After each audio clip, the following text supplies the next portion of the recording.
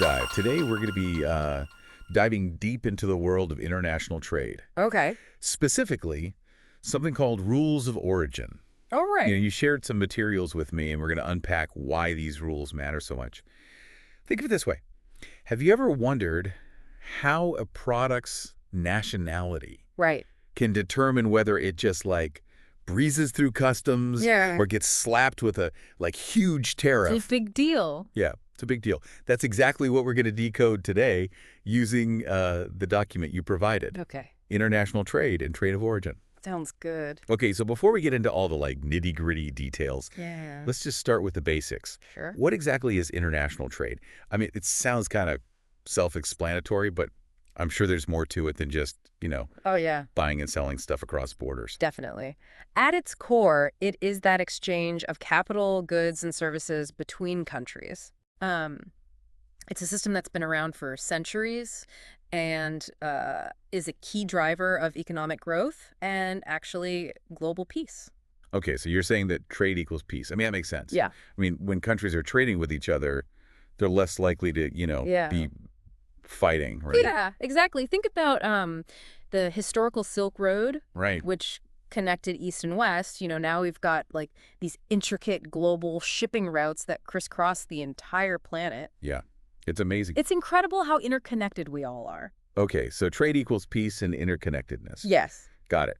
But with so many countries and so many different goods involved, things must get pretty complicated. Oh, yeah. I imagine there need to be some ground rules in place to keep things fair and organized. Absolutely. And that's where the World Trade Organization, The WTO? or WTO, comes into play. Okay, the WTO. Yeah, I've definitely heard that name before, but to be honest, I don't really fully get what they actually do. So think of the WTO as kind of the referee of global trade. They're there to set the rules, make sure everyone's playing by the rules, and just try to keep things running smoothly. Their goal is to create a stable and predictable trading system that, ideally benefits everyone. So they're like the rule makers and the peacekeepers of the trading world. Yeah. But how do they actually make decisions with so many countries having a say at the table? Well, there are 164 member countries in the WTO. Wow. Which represents a huge portion of global trade. Yeah. And what's interesting is that they operate by consensus, meaning every member needs to agree Oh, wow. for a decision to be made. So getting 164 countries to agree on anything sounds like a pretty Herculean task. It can be challenging, but the WTO provides a platform for, countries to come together, air their grievances, and then hopefully find solutions that work for everybody. That's pretty amazing when you think about it, all these countries working together. Yeah. Okay, so let's shift gears for a sec and talk about free trade. It sounds, simple enough in theory. Lower the barriers and let the goods flow freely. Right. But I'm guessing it's probably more complicated than that in practice. It definitely is. While free trade does have many benefits, like lower prices for consumers and increase efficiency, the WTO recognizes it's not a one-size-fits-all approach. Okay. So they advocate for more of a gradual liberalization of trade, allowing countries to, adapt and adjust at their own pace. So it's not about ripping down all the walls at once. Yes. It's about carefully dismantling them, brick by brick. Exactly. And this gradual approach, this has been the hallmark of trade negotiations, right? Yes. From the early days of GATT to the current Doha Development Agenda. Yes. Okay, hold on. JTT. What is TT? JDTT stands for the General Agreement on Tariffs and Trade. Okay. It was the kind of precursor to the WTO, established back in 1947. Right. And it focused primarily on reducing tariffs and promoting non-discrimination in trade. So GATT kind of laid the groundwork, and then the WTO came along and built on those foundations. That's a good way to put it. And expanded into these new areas. Yeah. Got it. You mentioned the WTO covers a lot of ground, so We do. what are some of the other key agreements that they oversee? Well, there's a whole bunch of agreements covering everything from trade in goods and services to intellectual property rights and dispute settlement. Dispute settlement. So if two countries have, a trade disagreement, the WTO steps in to play mediator. Exactly. It's like having a neutral third party to help countries resolve conflicts. Sounds like a pretty important job. It is. Now, I've heard a lot about this thing called trade facilitation lately. Okay. It doesn't sound like the most, thrilling topic, but I'm guessing it's important for businesses. It might not be the sexiest topic, Right. But trust me, it is important. Okay. It's all about making trade easier. Simplifying these cumbersome border procedures that can really slow things down. Right. We're talking about like reducing paperwork, streamlining customs checks, and basically making it easier for goods to flow across borders. Yeah, I can see how that would be a huge help, especially for like small businesses who Okay. don't have like a ton of resources to navigate these complex processes. Absolutely. It benefits everybody, really. Right. The more efficient things are, the better for everyone. The smoother the trade flows, Right. the lower the costs for businesses, Yeah. which can then translate into lower prices for consumers. Oh, got it. Okay, so let's do a quick recap here. Right. The WTO is like the referee of global trade, making sure everyone plays fair, and they advocate for this like gradual trade liberalization. Yeah. They oversee a bunch of agreements, including this important one for trade facilitation. Exactly. Okay, now on to a topic that always seems to spark a lot of debate. Okay. This thing called the most favored nation principle, or MFN. MFN, yes. It kind of sounds like a pretty exclusive club. It is, in a sense. It's a core principle of the WTO system. Right. It's all about making sure that countries don't play favorites when it comes to trade. Okay, so no special treatment. Everyone gets treated the same. Exactly. If a country grants a trade advantage to one WTO member, they have to give that same advantage to all other WTO members. Okay. It's about creating that level playing field. That makes sense. Yeah. But I'm guessing there are probably some exceptions to this rule, right? There are. You have things like preferential trade agreements, or PTAs, Okay. which allow countries to form kind of closer trading relationships Right. with specific partners, offering things like lower tariffs that aren't offered to all WTO members. So PTAs are like the VIP sections of the global trading arena. That's a good analogy. They allow countries to deepen trade ties, while still operating within that WTO framework. So it's like having your cake and eating it too. You get to enjoy the benefits of like both multilateral trade and like these bilateral agreements. Yeah, exactly. But you have to be careful with these PTAs. You don't want to create too much fragmentation. Right, got it. Okay, now let's get into a topic that has been making headlines for years, this whole debate between free trade and protectionism. Okay. What are the main arguments on each side? So free trade advocates, they argue that it leads to things like lower prices, more efficiency, and just greater consumer choice. Yeah, makes sense. They point to countries like Singapore that have embraced free trade and seen significant economic growth. Right, but I imagine there are some downsides to free trade as well, right? Definitely. Critics worry about job losses, especially in domestic industries as companies move production to, countries with lower labor costs. Right. They also worry about the impact on things like the environment and labor standards as, companies try to cut costs. It's definitely a complex issue It is. with no easy answers. No. Okay, speaking of complex issues, let's talk about a really recent example of trade tensions, that whole U.S.-China trade war. Oh, yeah. That was a prime example of protectionism in action. Right. The tariffs that both sides imposed created a lot of uncertainty, disruption in global markets. Yeah, it definitely felt like the whole world was kind of holding its breath Yeah. to see what would happen. Yeah. It really showed how interconnected the global economy is, right? Absolutely. And how actions in one country can really ripple through the whole system. Absolutely. Okay, speaking of holding our breath, let's shift gears again and finally dive into the heart of our deep dive. All right. The origin of goods. Okay. I have to admit, when you first mentioned rules of origin, my eyes kind of glazed over. I understand. But now I'm actually really curious. Why is knowing where a product comes from such a big deal in this whole world of international trade? That's a great question. And in today's globalized economy where things are, constantly crossing borders, Right. determining origin is not as simple as it seems. That's where rules of origin come in. They provide that framework for figuring out a product's economic nationality, Right. which can impact a lot of things. Tariffs, trade preferences, even consumer perceptions. So it's a lot more than just slapping on a made-in label. Definitely. It can be like solving a puzzle, Okay. especially with global supply chains. Right.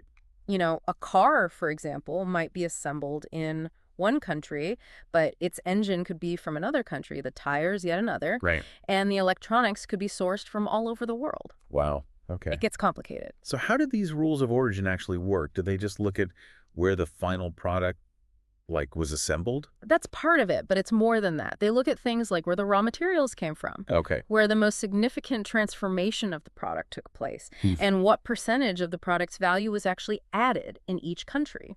It's like you're tracing a product's family tree. Exactly. Starting to see why you said it's like a detective story. Okay, so determining origin, can have real consequences. Absolutely. Like, can you give me an example? Yeah. Imagine, like, importing car parts. Right. If those parts come from a country that has a free trade agreement, you might not have to pay any import duties. Okay. But if they come from a country with no such agreement, Right. you could be hit with big tariffs. Okay, that makes sense. Now, I'm guessing there are probably different types of rules of origin. You're right. There are two main categories, non-preferential and preferential. Okay, what's the difference? So non-preferential rules of origin, they're like the default setting. Okay. They're used to determine origin for like general purposes, trade statistics, applying standard tariffs, that sort of thing. So that's the baseline, the rules that apply in most cases. Yeah, exactly.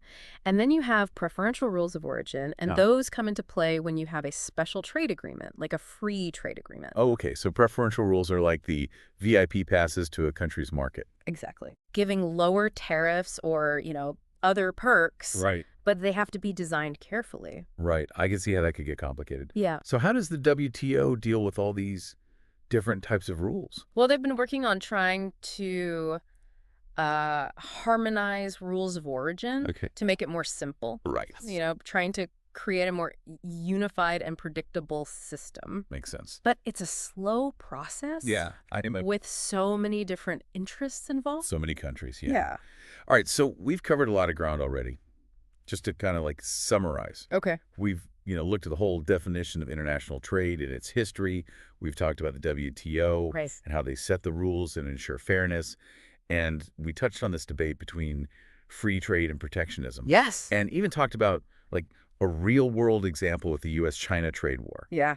And now we're starting to like unpack this whole thing about rules of origin. Exactly. It's fascinating to see how all these pieces, fit together. Yeah. And how seemingly technical things like, rules of origin can have such a big impact on the global economy. It really is. Okay, so I'm ready to dive deeper. Let's do it. Into those non-preferential rules of origin. Okay. What are some of the key concepts we need to understand? Well, one of the most fundamental ones is wholly obtained goods. Okay, what does that mean? These are products that are entirely made in one country. Right. From start to finish, with no foreign inputs. Oh, okay, so something like, I don't know, like an apple that's grown locally or a piece of pottery that's handcrafted. Exactly. Yep. Those are the simplest to classify. Right. Because they're entirely made in one place. But most products aren't that simple, are they? I mean, they really, no. We live in this world with global supply chains and, components are coming from all over. Exactly. So how do the rules apply then? Well, when a product involves inputs or processing from multiple countries, you need to figure out where the most significant transformation happened. Right. Where it essentially became the product that it is. So it's not about the final assembly. It's about the biggest transformation. Exactly. And there are different ways to assess that. One way is looking at how much of a product's value was added in each country. Oh. Yeah. For example, if a lot of a product's cost was incurred in, say, country A, even if it was assembled in country B, country A might be considered the origin. So it's about the economic footprint of each country involved. Precisely. And then you have the tariff classification criterion, okay, which looks at whether a product changes tariff classification. Got it. As a result of processing. Okay, so if processing a product changes its tariff classification, that country would be the origin. Exactly. It signifies a substantial change to the nature of the product. Got it. Can you give an example? Yeah, if you take like raw lumber from country A, okay, and it's turned into furniture in country B. Country B would be the origin because it's a different product now. Okay, that makes sense. You said there was like one more criterion for assessing this transformation. Yeah, the specific processes criterion. Okay. This one looks at specific manufacturing steps or processes that confer origin. This is often used for products where the other criteria we talked about aren't enough. Okay, so it's like Yeah. Certain manufacturing steps are so important Yes. that the country where those take place is the origin, Exactly. regardless of other factors. Precisely. Like certain textiles might require very specific techniques Right. that are unique to a certain region. Got it. And those would determine the origin. So much detail goes into figuring out a product's origin. There's a lot to consider. It's not simple. Not at all. Okay, I'm definitely feeling more like an origin detective now. Good, good. But I have a feeling this is just the beginning of our investigation. There's so much more to explore. We'll have to continue our deep dive into this world of rules of origin next time. I'm ready when you are. Okay, great. See you then. Sounds good. Welcome back to the deep dive. Last time we were just starting to unpack those non-preferential rules of origin. Right, the baseline. Now we're going to shift to preferential rules of origin. Okay, the VIP passes. Exactly. Those keys to unlocking that special treatment, lower tariffs. Right. Maybe even duty-free access. Or products that come from specific places. Yeah, for those goods that come from countries that have those free trade agreements. Okay, but how do they decide which products get these VIP passes? Well, that's where things get interesting. The importing country, they set the rules. Okay. They determine what products need to meet those requirements. Okay, can you give me an example? Sure. Let's say you're a UK business and you're exporting, I don't know, chocolates to Canada. Chocolate thread. And Canada and the UK, they have this free trade agreement. Right. How do you know if your chocolates qualify for those lower Canadian tariffs? Right. First, you got to look at the agreement, the UK-Canada trade agreement, right, and find the section about rules of origin. Right, okay. And that'll tell you what your chocolates need to meet to qualify. So it's like this treasure hunt through these trade agreements. Kind of, yeah. Okay, so what kind of criteria would I encounter on this quest? Well, you might see the tariff shift rule. Right, we talked about that with non-preferential rule. Yeah, it's similar. Yeah? This rule requires a change in the product's tariff classification Okay. during the production process. But it has to happen within those specific countries, right? Exactly, like within the UK in this case. Okay, so if my chocolates are transformed in the UK Yeah. in a way that changes their tariff classification, Yep. then they would qualify for those lower tariffs when they reach Canada. Exactly. Shows that significant value is added in the UK, Right. Yeah. making it eligible under the agreement. Got it. Okay, what are some other criteria I might see? You might also come across the value percentage rule. Okay. This sets a minimum percentage of local content that's required. Okay. So for your chocolates, a certain percentage of the ingredients and production costs, Yeah. they'd have to come from either the UK or Canada. So it's like a recipe where Yeah. some percentage has to be locally sourced. Exactly. And the exact percentage depends on the product and the agreement. Right. You also might see specific process rules, Okay. which say that certain steps in the manufacturing have to happen in that specific country. Oh, okay. So for my chocolates, there might be a rule that says, like, the tempering process has to happen in the UK. Exactly. Okay, so to be eligible for those Canadian tariffs. Yep. Got it. So we've got the tariff shift rule, the value percentage rule, Yep. and the specific process rule. Those are the big ones. Okay, so it's pretty complex. It can be. But I see the logic. Encourage trade between these partners, but make sure the benefits go to products that actually come from those places. Exactly. Now, wouldn't all these rules and calculations Yeah. create a ton of paperwork for businesses? They can, but you can streamline the process. Okay. One way is by using a bill of materials. Or BM. Okay, a BM. What's that? It's like, think of it as the product's detailed recipe, Okay. listing all the ingredients or components, Yeah, okay. where they come from, and how much they cost. Okay, so for my chocolates, it would list all the ingredients. Yeah. The cocoa beans, Yeah. the sugar, the milk powder, Exactly. where all those things come from. Okay, that makes sense. That would make it much easier to Yeah. see if a product qualifies Right. under the rules. Right, much easier to assess. But it still seems like a lot of work for businesses to track all this. It is, but there are resources out there. Okay. Like in the UK, there's Customs Notice 828, Okay. which gives guidance on these preferential rules of origin. So businesses in the UK aren't just left to figure it out on their own. No, not at all. There's support from the government and also trade associations, Okay. even consultants who can help companies. Right.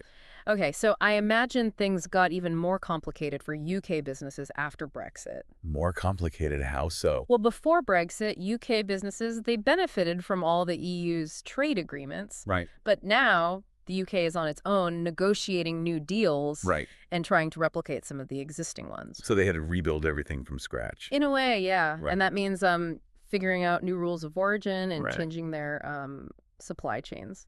So how are things working now with countries that the UK hasn't finalized agreements with yet?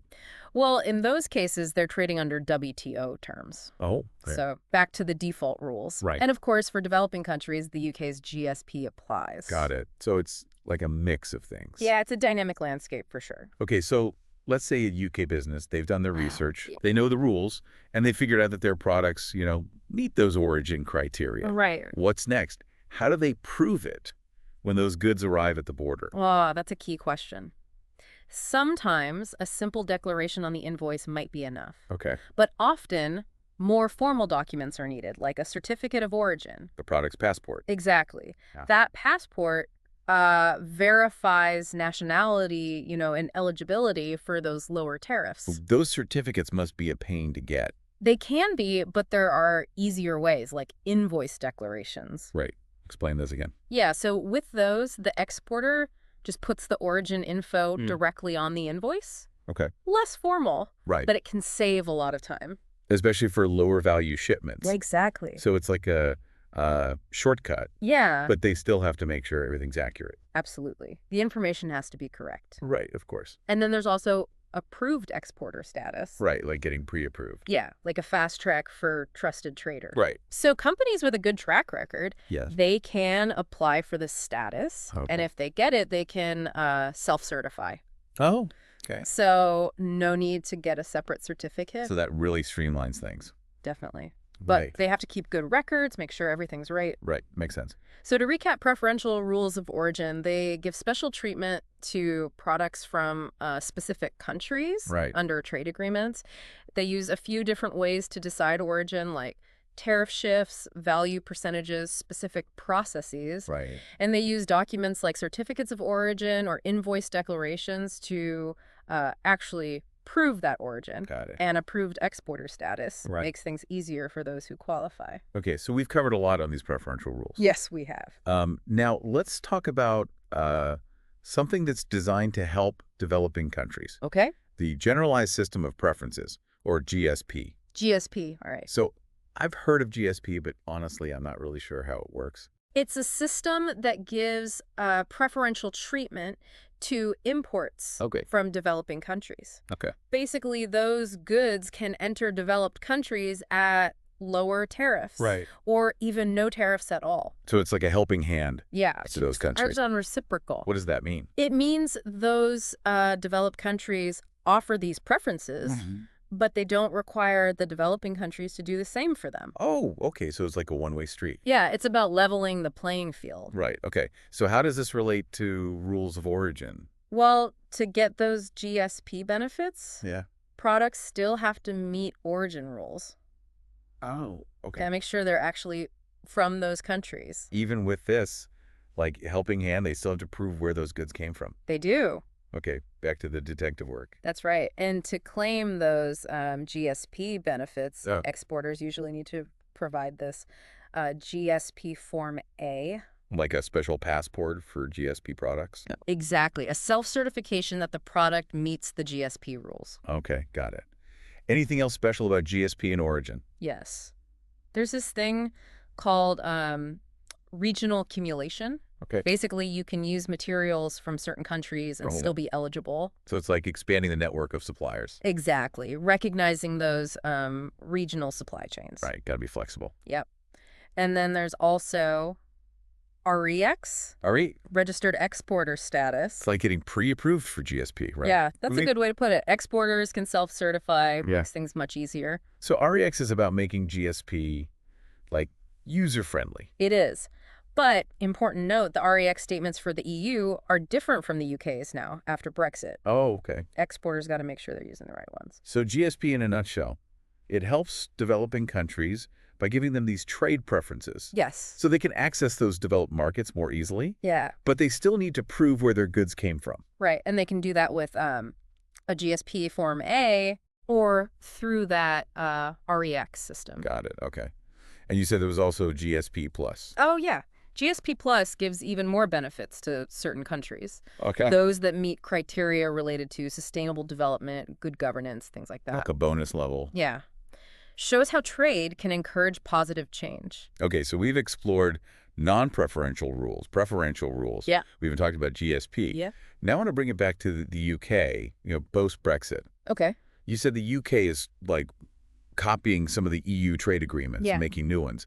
What about those agreements that they haven't finalized yet? Good question.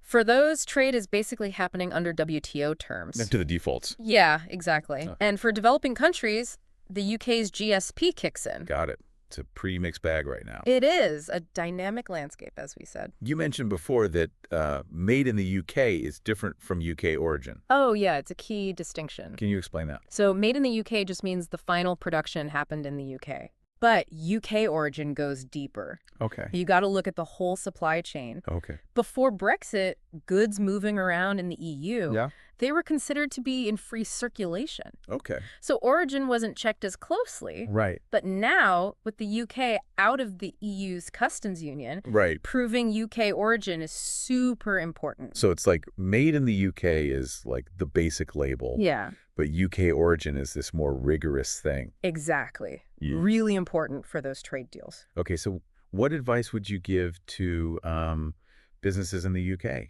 with all these new origin rules and everything? Don't panic. There's a lot of support out there. Okay. Government agencies, trade groups, even specialists who can help. So knowledge is power. It really is. Yeah. Do your research, understand the rules. Right. And don't be afraid to ask for help. Got it. So do your homework. Yeah. Build up those origin skills. Exactly. And remember, those rules are always changing. Okay. Yeah. Got to stay up to date. It's like a game where the rules are constantly changing. That's a great way to put it. Okay, so to sum up, rules of origin, they might seem technical, but they're super important. Right. They determine those trade benefits. Yeah. And in today's world where products are made, all over the place. Right. Yeah. Figuring out origin can be really complex. Yeah, we've seen that. But businesses need to understand those rules if they want to succeed. Right. Especially now with the UK charting its own path. So it's complex, but we got to embrace it. Exactly. Okay, well, that's a lot to think about. It is. We've covered so much in this deep dive. We have. But I feel like we're just getting started. You're right. There's always more to learn. Okay, well, stay tuned for part 3, where we'll continue exploring this world of international trade. Sounds good. See you then. All right, welcome back to the deep dive. We've talked about a lot, from the basics of trade to these really detailed rules of origin. It's been a deep dive for sure. We've explored how those rules, they determine where a product really comes from in the eyes of trade. Yeah, it's economic nationality. Right, exactly. And that impacts so much, like tariffs and supply chains, especially now with the UK on its own after Brexit. Absolutely. Things have changed. Okay, so before we finish up, I think there's one more big thing we got to talk about. Okay, what's that? Proving origin. Ah, yes. The proof. Right, because it's one thing to say, hey, this product comes from this country. Yeah. But how do you actually prove it, especially to, customs officials? Yeah, you have to back up your claims. Right. Who usually has to do that? Usually it's the exporter. Okay. Or sometimes the importer, depends. So what kind of evidence do they need? Well, it depends on the specific agreement and the value of the goods. Right. But there are a few common documents. One is a supplier's declaration. Oh, yeah, I remember those. Remind me how those work again. So basically it's a statement from the supplier that says, hey, these goods, they come from this place. Right, like they're vouching for it. Exactly. It's like a guarantee of the origin. So if a product has parts from a bunch of different countries, the exporter would need a bunch of these declarations. Exactly. Got to build that chain of evidence. Okay, and those become especially important when you're dealing with those special trade agreements. Oh, absolutely. Especially those preferential ones. Because they have those super specific rules. Right. You got to prove you meet all the criteria. Okay, so you've got those supplier declarations. Yeah. What else is there? Well, for many of those agreements, you'll need a certificate of origin. It's a passport. Exactly. It's the official verification. Right. Issued by those official bodies. Yep. Like chambers of commerce. So it's like the top level proof. It is. You need it for those special benefits. Now, I remember we talked about invoice declarations before. Yeah. Those simplified ones. Right. Can you still use those in the UK? You can. Still an option. Okay, so the exporter just puts all the info Right on the invoice. right on the invoice. No separate certificate. Okay, so that's a nice shortcut. It is. But there are rules, of course. Right. Sometimes there are limits, like on the value of the goods. Okay, so make sure you qualify. Exactly. And the information still has to be accurate, of course. Of course, of course. And then don't forget, there's also that approved exporter status. Oh, yeah, that's right. For those frequent exporters. Yep. The trusted traders. So once you get that status, you can, declare the origin yourself, right? Exactly. Right on the invoice, no separate certificates needed. So it really saves time. It does. Right. But you have to be careful. Yeah. Keep those records perfect. Okay, so to recap, Right. there are these different ways to prove origin, like with supplier declarations, certificates of origin, Right. invoice declarations, and that approved exporter status. Those are the main ones. And all of this, it's not just about following the rules. Yeah. It's about proving you're following the rules. Absolutely. The proof is key. Right, so that you can get those benefits from those trade agreements. Exactly. And as things change, supply chains getting more complex, technology changing. Right. The way we prove origin might have to change too. Yeah, that's a good point. What about, 3D printing? Yeah, that's a good example. When things are made in different places. Right. All over the place. How do you even determine origin then? It's a challenge for the future, for sure. Seems like the whole concept might need to, adapt. It might. But for now, the main thing is companies need to understand these rules. Yeah. Especially in this new landscape. Especially UK businesses, yeah. Exactly. So as we wrap up our deep dive, Good. I want to leave everyone with this. Rules of origin, they might seem like a small detail, Right. but they're really important. They are. They're about fairness, about helping economies grow, and about making sure the whole trading system works. Well said.